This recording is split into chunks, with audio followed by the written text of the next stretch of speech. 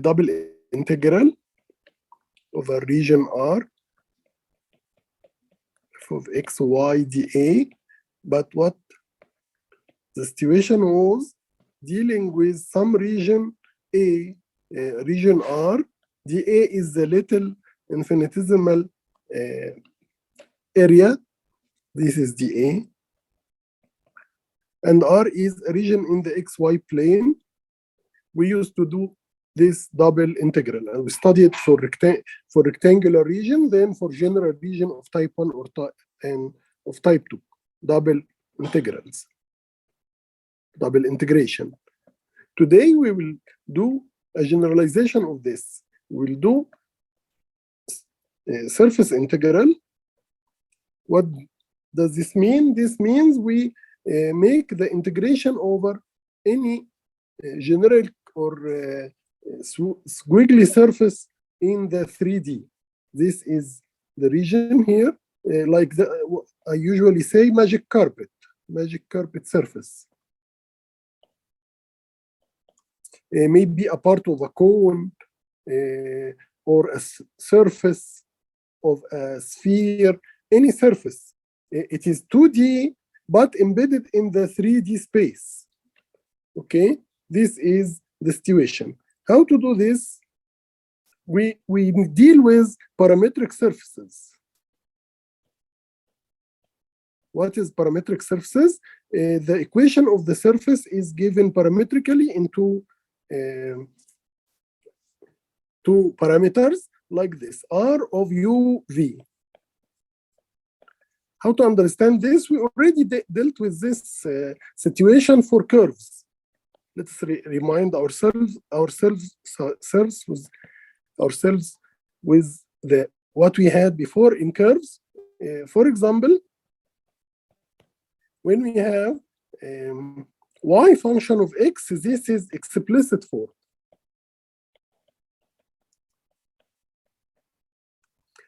If we have it in the form of f of x or y, combine them in the form of this is called implicit form. I studied this long time ago in algebra and calculus 1, 2, and 3 as well. If we put it in the form of R as a function of t, this is parametric form.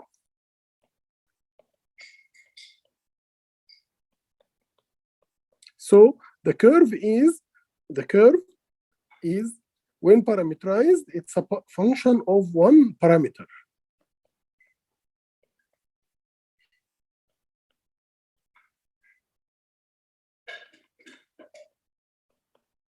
T or theta or what, exactly one parameter. I give you another example, explicit example. So this is not an example. This is the general form. Let's have this. If y equals square root of 9 minus x squared, what is this? We all know this. This is the curve of the semicircle with radius 3. Which semicircle? The upper semicircle. As you know, because of this is the positive square root. If we need to put it implicitly, this is the explicit form. We can square both sides and arrange it this way. This is the implicit form. But this actually is the equation of the whole circle. So we have to say y equals 0. Y is bigger than or equal to 0 to clarify which part of the circle we dealing with. The third form is, all of you know this by now. R of t is the xy, x as a function of t, y as a function of t, and give you the parameter t, the bounds of the parameter t. What is this? You can say 3 cosine t, and 3 sine t. And move the t from where, Ismail?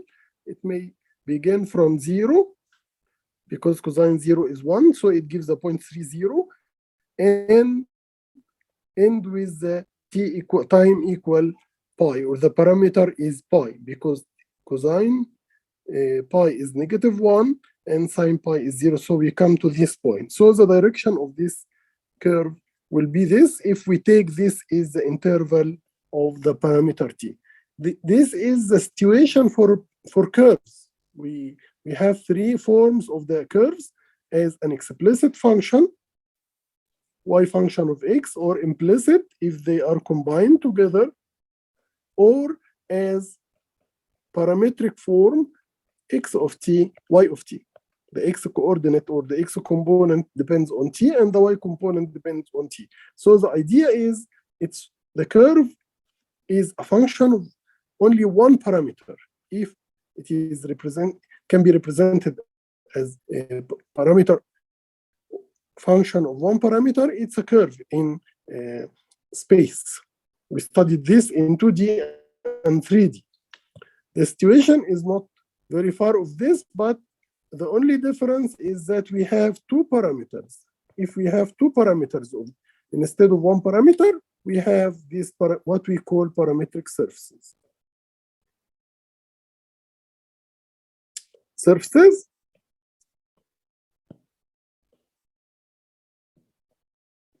same situation.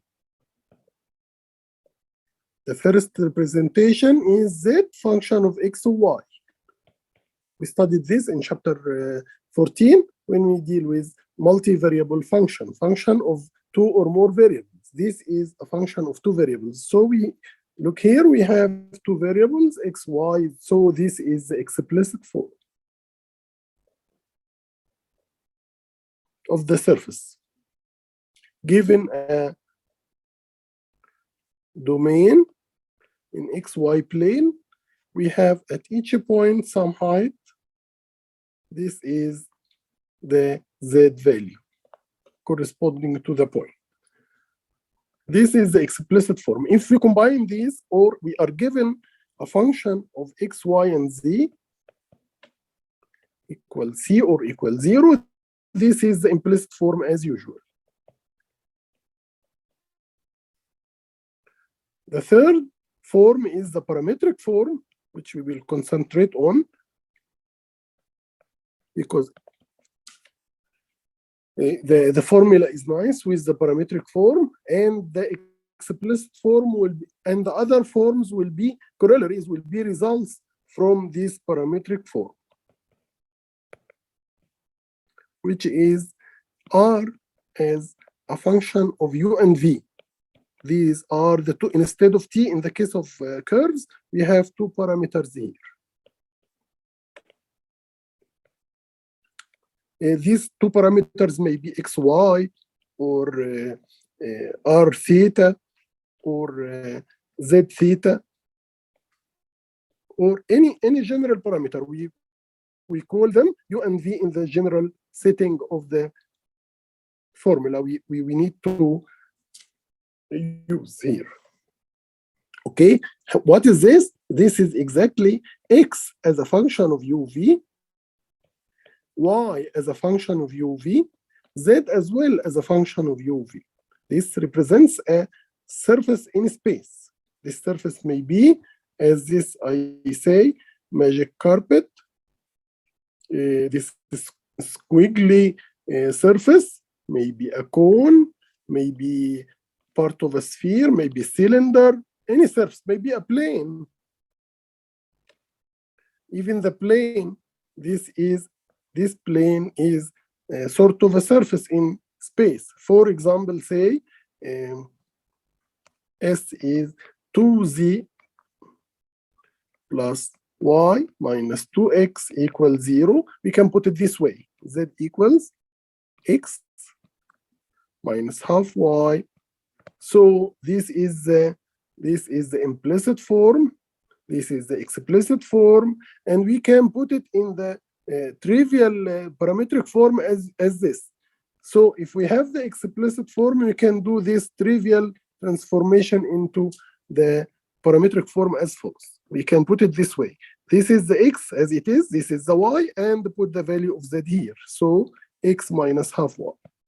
So this is the parametric form of this plane, as depending on the two parameters or two variables x and y. We can use this here. We can use the two parameters of the cylindrical or spherical or whatever transformation we need to use. Why we use this? We need to calculate the surface area of a general surface in space given parametrically. If S is given this way, R as a function of U, as we said, we need to find the area of S defined by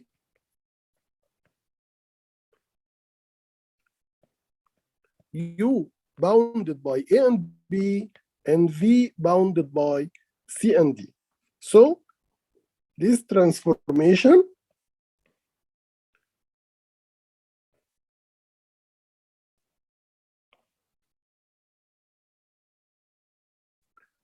here, think of what?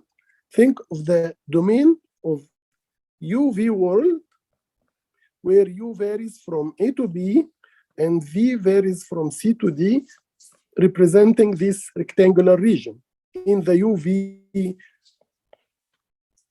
space or UV plane or UV world.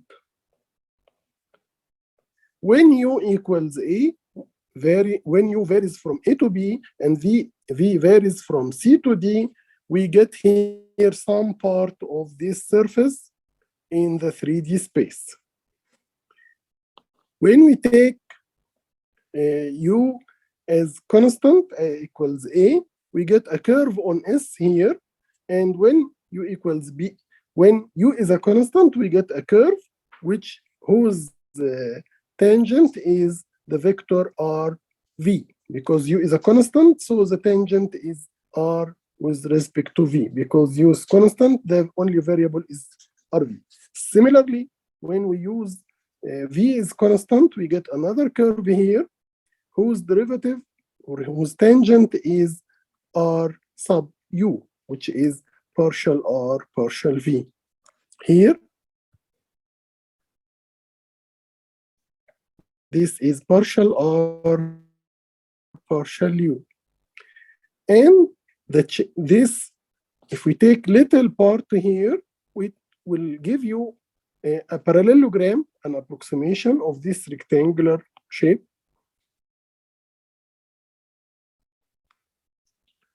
The transformation will give you a little parallelogram with these two vectors, RU and RV. So the area of this parallelogram, as we studied last time and many times before, the area of parallelogram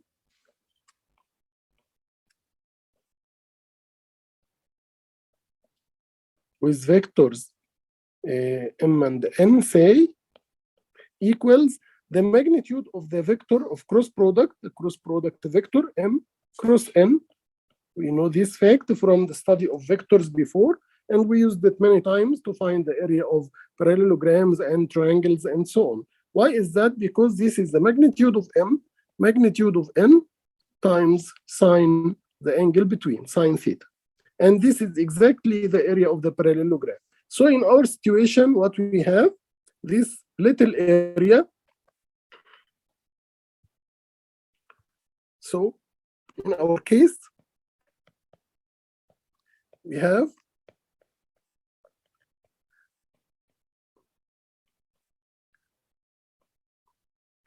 area of little parallelograms given by R sub U cross R sub V. And it's not that this gives a vector, so be careful, we have to put the sign of the magnitude. And when we take very small parts, so we use du here or delta U and uv here and or delta v. So the situation will be adding all of these little areas, little parallelograms give you the total area, total surface area will be given by this double integral of RU cross RV du dv over this region given by in the UV plane. This will be easy because U varies from A to B and V varies from C to D. So we come to usual double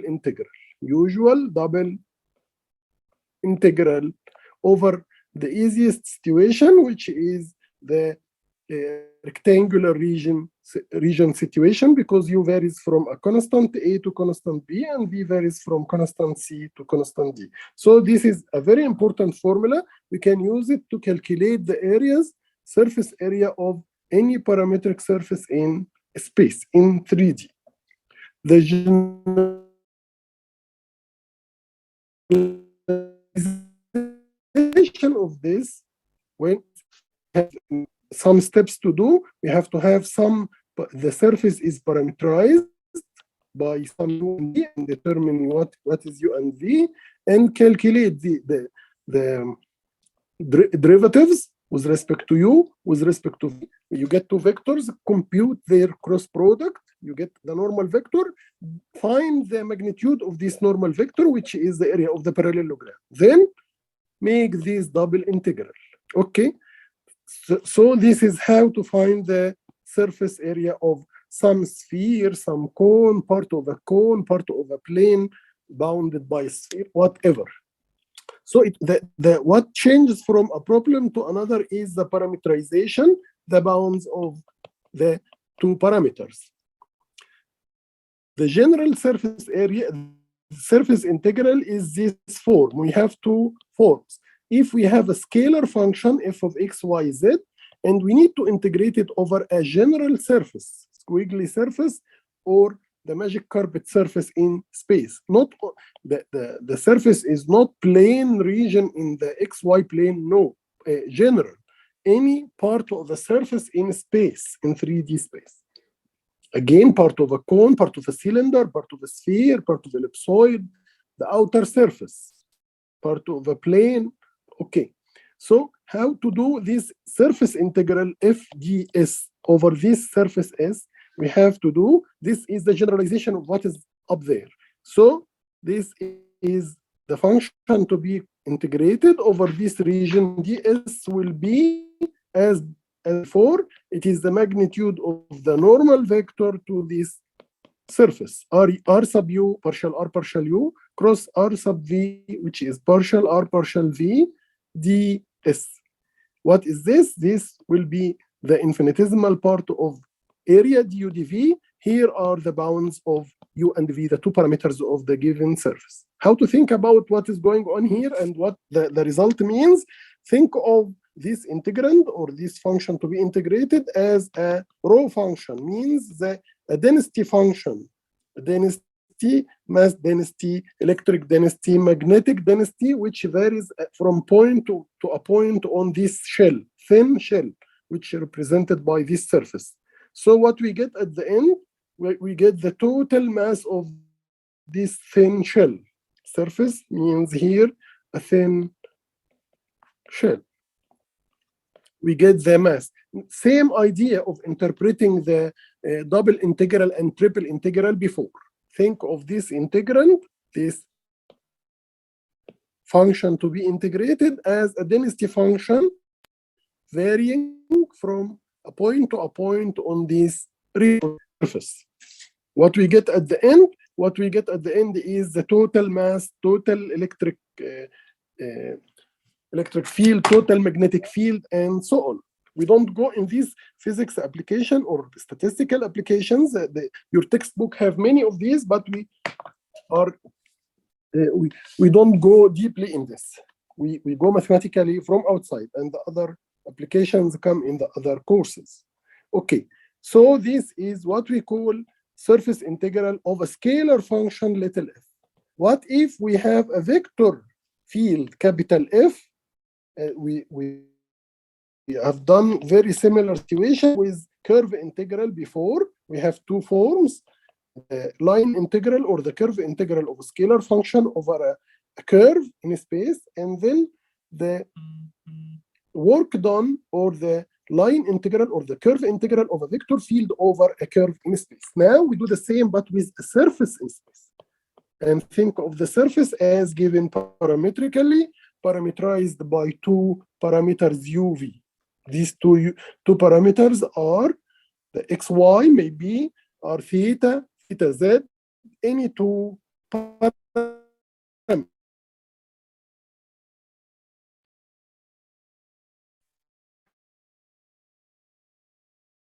According to what is suitable for the problem. B capital S in space. We use here dot product of vectors. So what is this direction of for the surface is the direction of the surface is defined by the normal vector to this surface. How to find the normal vector to the surface?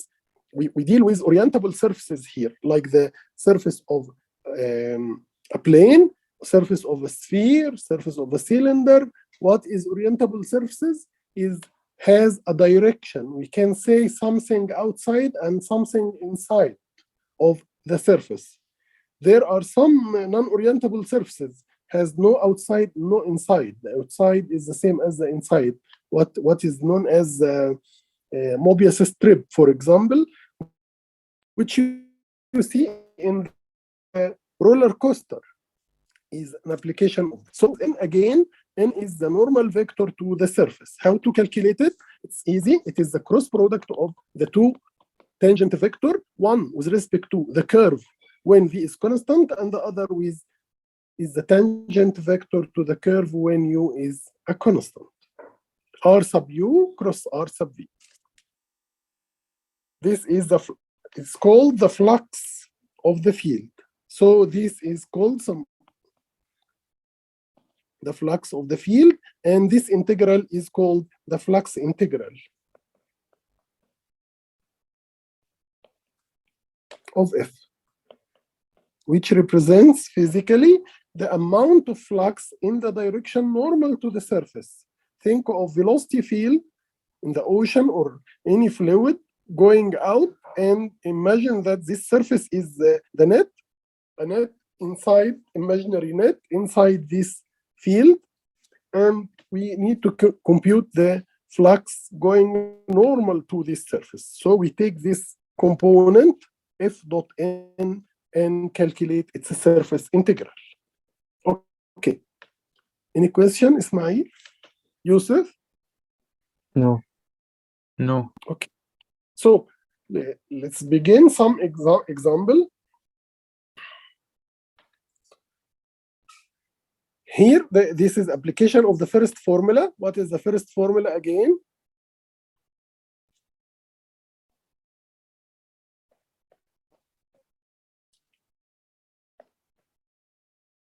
If we have a parametric surface, means a surface given parametrically parameterized into variable uv, generic parameters uv, we get this formula.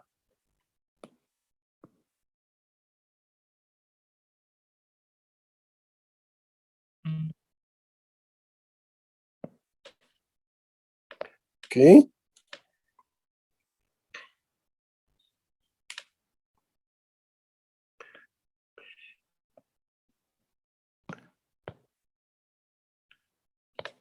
This is the formula for calculating the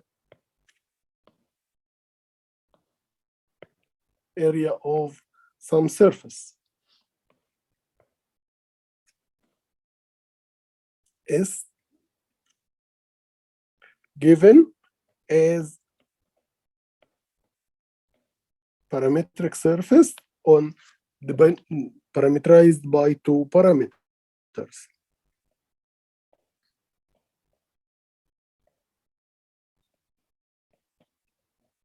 We need to find what? We need to find RU, RV, then calculate their cross product, then compute the magnitude of this cross product, then do the double integral over u and v. Here, this magnitude, this little area of parallelogram, sum these little parallelograms over this area to get the total area.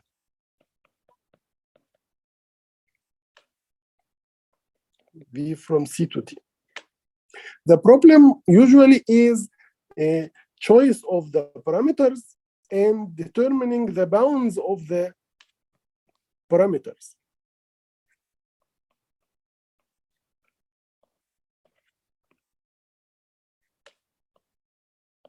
U from A to B, V from C to D. U varies from A to B, and V varies from C to D. This we need to do all of these steps to complete our solution. So let's think about this given example. Find the surface area of this. What is this? This is, of course, this easy equation, x squared plus y squared equals 4. Any student of high school, this is a circle with origin as the center and its radius is 2. But in 3D, it will not be only the circle, it is a vertical cylinder with circular base, because that is not appearing here, so this circle repeats with every value of z. So we have a vertical cylinder, circular cylinder with this base as usual. So we need to find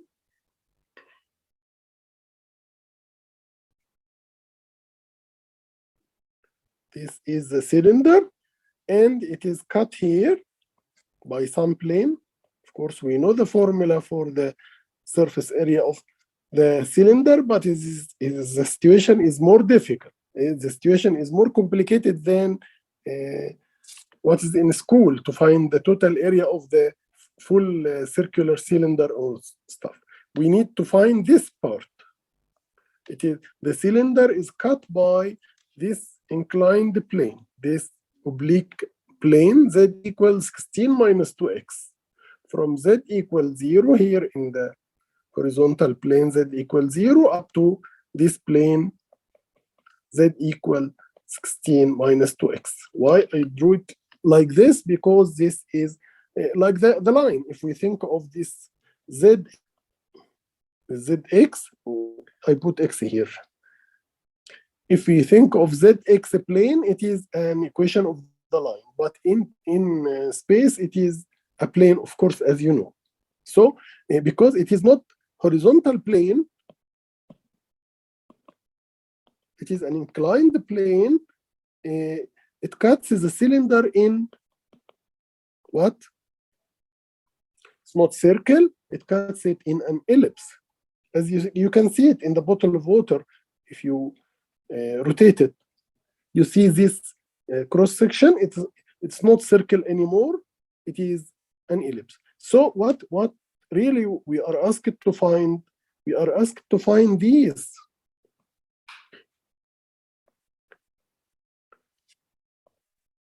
areas.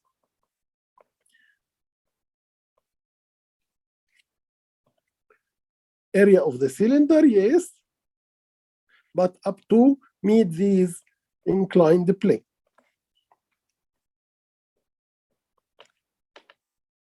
So what do you think? What do you think? We need to find what? We need to find the parameterization first. What do you think of parameterization?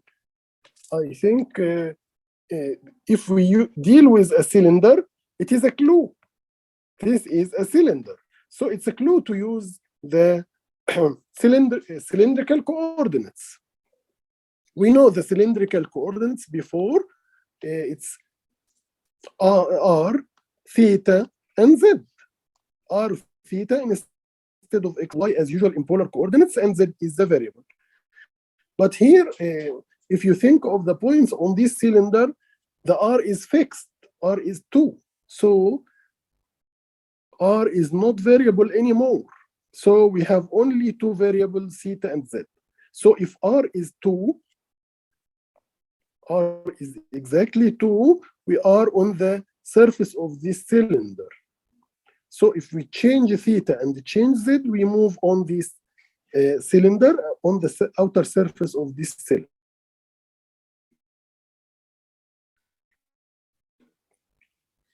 So this is to decide and determine what suitable parameterization you use. The second question is to find the surface integral of a given scalar function. Say this is density function xyz, or a vector field, this vector form.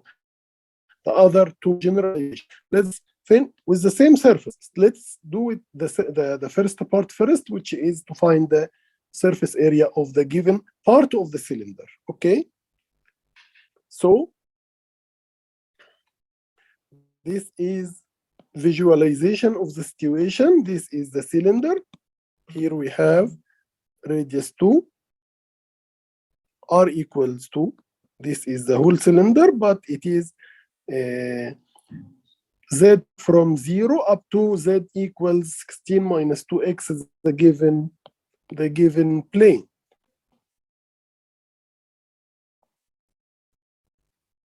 Of course, this is the way to draw the line z equals 16 minus 2x in the plane zx as usual.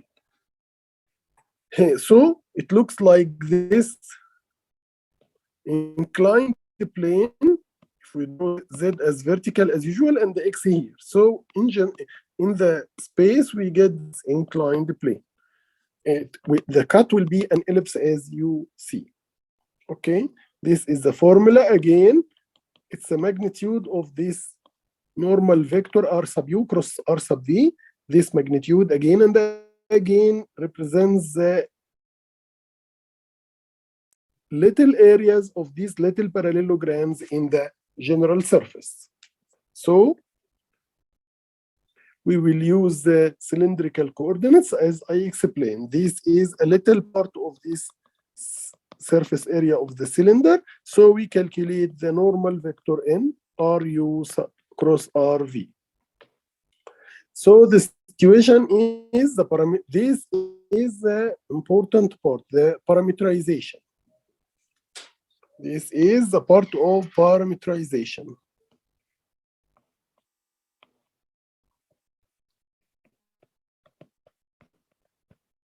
Which way of parameterization we go for? We go for the cylindrical parameterization, cylindrical coordinate system. X in cylindrical coordinate system is known to be r cosine theta as polar in 2D even, but the r here is fixed. This is the important point because we're looking for which surface? This surface, the surface of this lateral surface of this cylinder, where r is fixed, it's equal to 2. So r is not variable. The theta is variable. So x is 2 cosine theta and y is 2 sine theta. What about z? Z is variable because we can move from here z equals 0 on the xy plane and go up and go down. But he asks us to from 0 to this plane. So this determines the bounds of the parameters. So z is variable or parameter and moves from 0 up to 2. Sorry, z is not up to 2. It's not up to a horizontal plane. It is up to this oblique plane, this inclined plane. Yeah. It's not horizontal. So we have these two parameters, theta, the angle, and z, the vertical height. So this is the parametric form of this part of the surface of the cylinder. 2 cosine theta, 2 sine theta, z. This is actually for the whole cylinder. It's not for only the required part. We will put clearly the bounds when we do the integral. So now it is on the general lateral surface of the cylinder. So generally we begin with this x, y, z, but we need to parameterize them into two parameters. Here we have these two parameters. What is x? What is y? What is z? And this is not acceptable as a surface because these are three variables. So which is fixed here in this problem? The r. R is 2. So we have 2 cosine theta, 2 sine theta, z. This is the surface of the cylinder. Now these are the u and v. So be careful to use the formula carefully. So now we have to compute these r sub u, r sub v, their cross product, which is the normal vector to the surface. This is direct computations. It's a bit many steps to do, but direct. So we need to differentiate this with respect to the u. The u, we decided that the u, the first parameter is theta, the second parameter is z. So r sub u, which is partial r partial theta, is differentiates it with respect to theta, gives negative sine theta. The second will give you cosine theta. Here is no theta to get 0. R sub v, or partial r partial z, because the second parameter here is z. We no z here in x component, no z here, so we get zeros, and then partial z is 1. So we have these two tangent vectors. Y tangent r sub u, because to some curve on this surface, because u varies and v is fixed. This is the curve corresponding to the situation when u is constant. One of them is constant and only one is variable. Here is u is the variable, v is constant, and so on. Now we do this cross product as usual. We expand the determinant, the ijk, the components of the first vector in the second row, components of the second vector in the third row. As usual, we go for the I component, the x component. We expand this little determinant. As usual, multiply the main diagonal minus multiplication of the other diagonal. So we get 2 cosine theta minus 0. This is the first component. For the j, be careful to put the minus sign when this will give minus 2 sine theta minus 0. So the minus sign will make it positive again.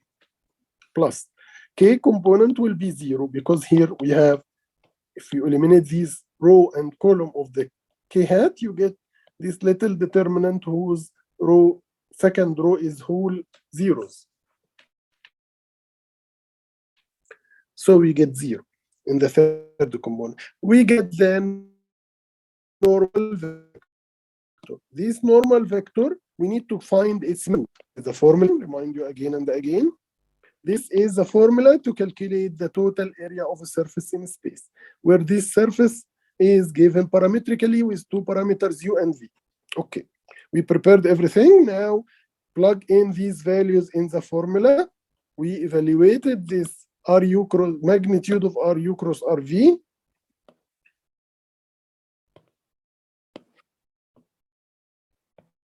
R sub U cross R sub V, now ready to be used.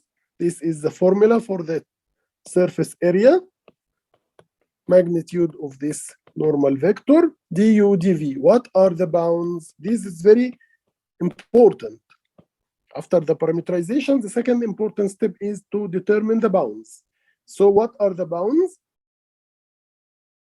We have,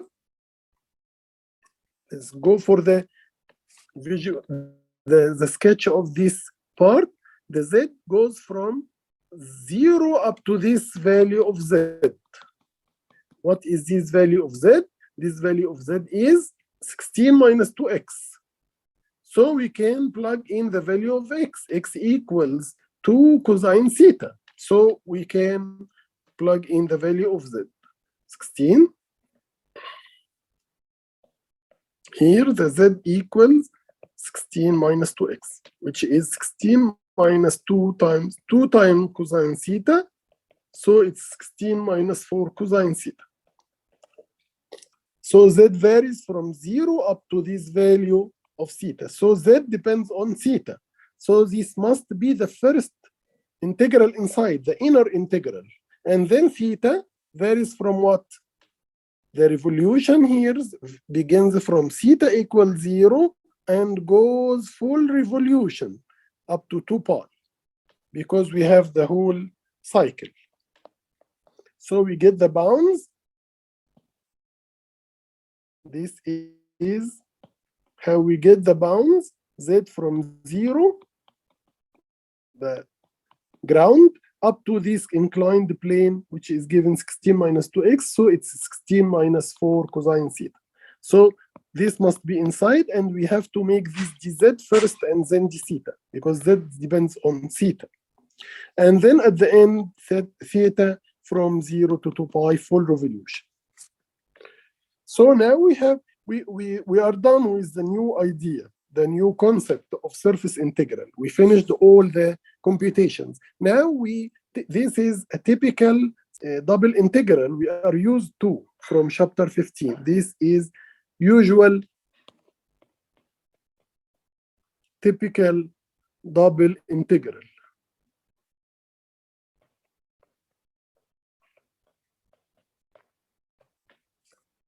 The variable is inside, and then the constant bounds outside. Can we separate? Can we split the integral into product of two integrals? No, of course we cannot, because this is variable. So we have to do it first and then plug in the value of z and finish with the integral with z. So this is, of course, this 2dz, it will give you 2z as usual. Calculus 1 story, 2z from z equals 0 up to 16 minus 4 cosine theta. Plug in this upper bound of the integral, the upper limit will give you this, and minus 0, that's it. So we get these usual integral, 16 minus 4 cosine theta with respect to theta. What we get, we can take this 4 common factor out to simplify the situation.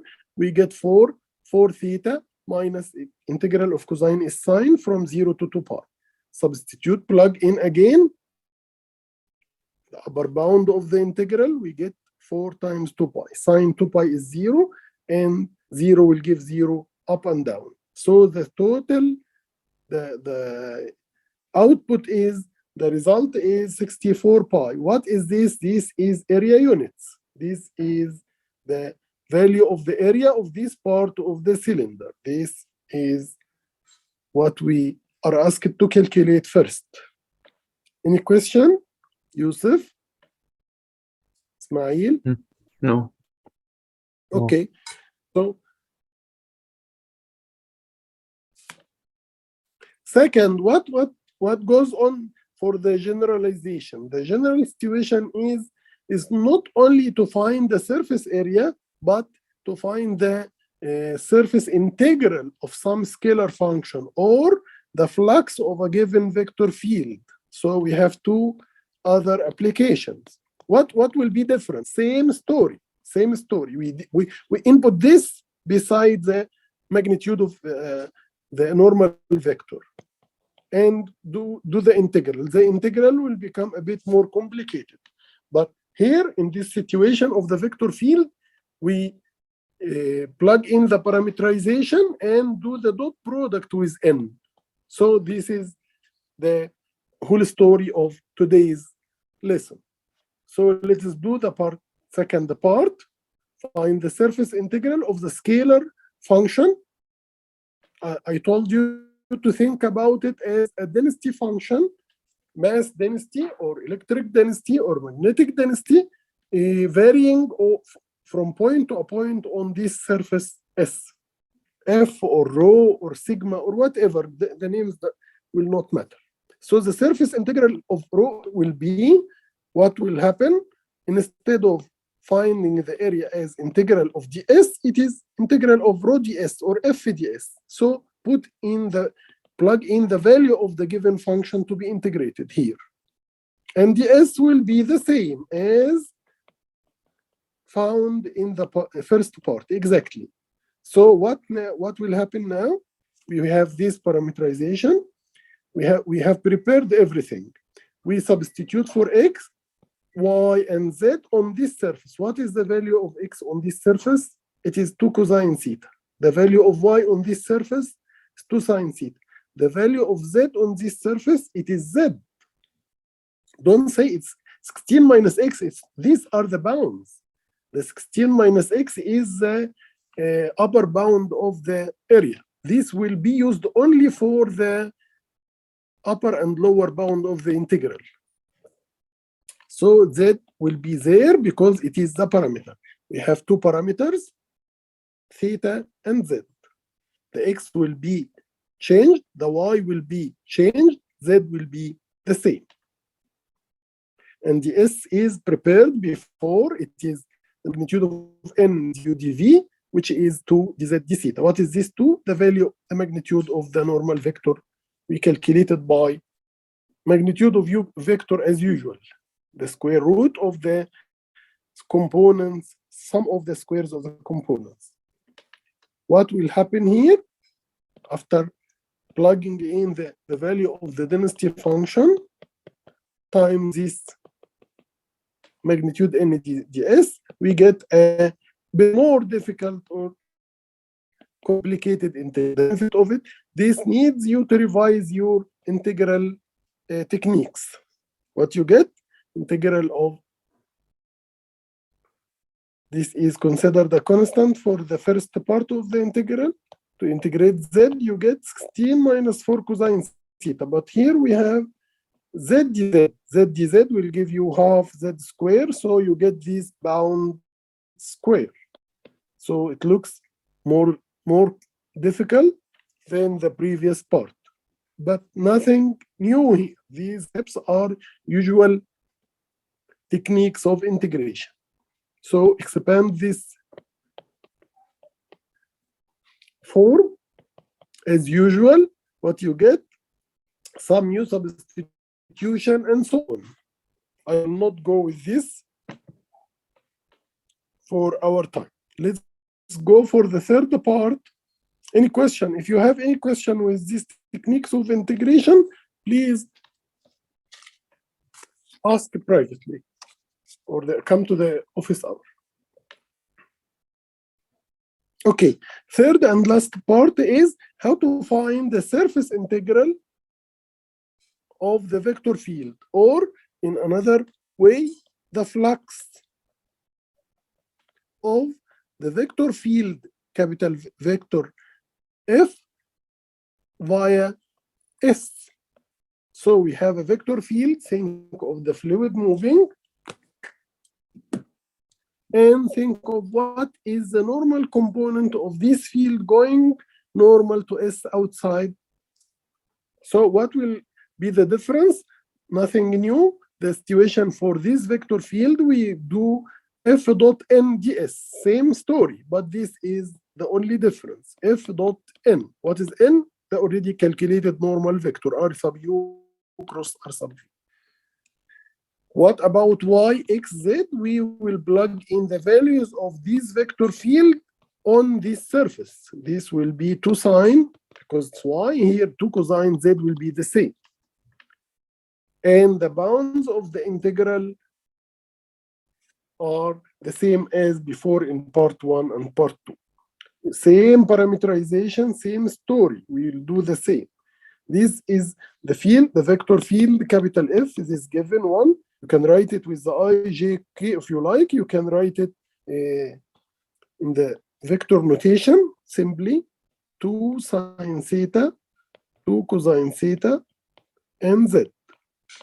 And then dot this vector field with this n. What is n? 2 cosine, 2 sine, 0. Already calculated before. The dot product of these two vectors, the vector field capital F with the vector little n, which is the normal vector to the surface, which is R sub U cross R sub V, is as usual. Multiply the first component with the first component. You get 4 sine cosine plus the dot product is not a vector, it's a scalar quantity, plus So the product of the second component with the second component, you get 4 sine theta cosine theta plus 0 times this z is 0. You get this scalar value. There is no vector here. This will be plugged in instead of f dot dn ds. ds is the same again, du dv. ds here is the du dv directly. The bounds are the same. We have to do the inner integral first because z depends on theta. Z from 0 up to this inclined plane, which depends on theta. So you get this upper bound. When you integrate dz, you get z. Substitute, plug in the upper bound minus 0, it's the upper bound. Now we get this new integral. Typical integral of calculus 1 and calculus 2. They just use substitution or the double angle law and this stuff, integration by parts, all of these stuff. This was an example covering all of the ideas of these lesson of surface integral and the flux integral. Flux integral is how to find the flux of a given vector field through some S general surface space, not only in 2D. We have any question? The vector field F will be given in the question. Sure, yes. Yes, let's have a look again.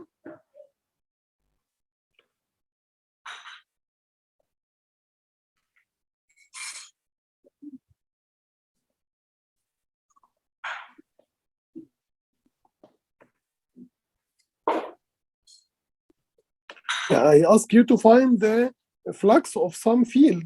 So I give you this field. Here, this is general, the given, this is scalar function. The S is determined, is explained. What is it? Here, S is a part of a plane. This is similar to one of the worksheets you have. Yeah, this is the question we have before. I'll show you the wording of the question. Here, part 1, find the surface area of a given surface, part of the surface of the cylinder, bounded by the ground, the horizontal plane, and this inclined plane, z equals 16 minus 12. Second part, find what? Surface, find the surface integral. Find the surface integral of this scalar function over this surface, over the same surface. So this will be given, of course. So I ask you to find the scalar, the surface integral of a given function. It's given. Or a vector field should be given in this form or in the form of without the ijk. Maybe this minus y, second component x, third component z. This varies from a problem to another. Okay? Okay. Here another simple example, because this will be the surface here will be the part of this plane. In fact, this triangular region, and this is a scalar function. So how to find n here? You can find first the equation of this surface or this plane given these 3 points. You can find the normal to this plane by the cross product of 2 vectors AB and AC, or any 2. And then parameterize. So the equation of the plane is easy. It is take the normal components, the components of the normal vector, put them as a coefficients of the x, y, z in the general form of the linear equation of the plane. But you need to find the value of the constant. Use any point of the plane to find C, because these points lie on this plane, so they satisfy the equation of the plane. Any one of them will give you the value of C. So we get the equation of the plane. Or you can use the vector form of the plane. At the end of the day, you find this equation of the plane. Z equals 2 minus 2x minus 2y. This is the explicit form of the plane. Can we put it what we need? Can we put it parametrically? Yes, the trivial solution is there. X, Y, and plug in the value of Z. This is the trivial parameterization. Sometimes, if this part of the plane bounded by cylinder, we need to use the parameterization of the cylinder, or the cylindrical coordinate parameterization, R, theta, Z. But be careful which two of them will be there as parameters of the surface. Otherwise, it is not accepted as three variables. Surface means parametric. Surface means two parameters, like Z function of X, Y. Curve means a function of one parameter, T. Okay. So we have here are U and V are the X and Y here in this situation. So Rx, R sub U, R sub V are the Rx partial R, partial X, partial R, partial Y. We find their cross product. This is the N. Substitute for the formula we are used to by now. We have this density function, or the integrand, we are asked to find its surface integral. This is the function to be integrated over this surface capital S. This is the function, this is the ds. We get its formula for today. It's a magnitude of Ru cross Rv du dv. And then the rest is direct.